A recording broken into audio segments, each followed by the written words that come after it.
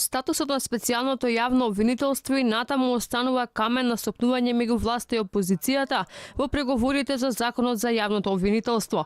Неизвестно е дали е возможен било каков договор со оглед на цврстите ставови од кои не отстапуваат двете страни.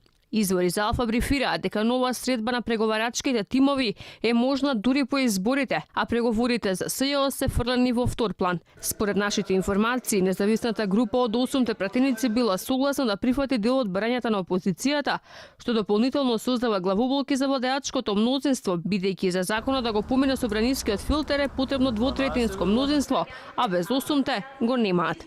Гласноговорниците на власт и опозицијата и вчера порачаа дека неопходно е донесување на законот. ВМРО ДПМН е вели дека тоа решение мора да биде правно издржано и прифатливо по сите домашни, но и меѓународни стандарди, а не да биде монархистички закон како што предлага власта.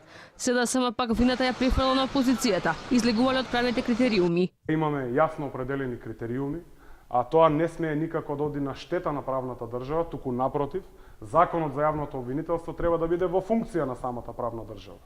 За жал, од она што можеме да го слушнеме од преговарачките тимови, е тоа дека опозицијската ВМРО ДПМН јасно и недвосмислено бара амнестија за сите криминали на претходната власт.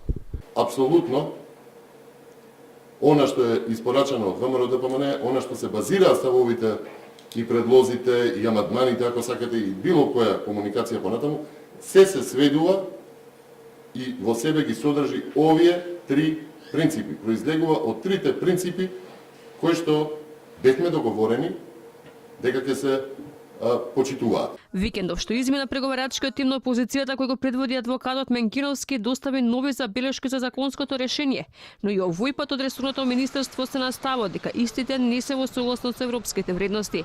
Од друга страна пак власта е ставена во тесно, бидејќи токму законот за јавното обвинителство како дел од реформскиот пакет е клучен за добивање на позитивен сигнал од Европската унија и отварање на преговорите во јуни.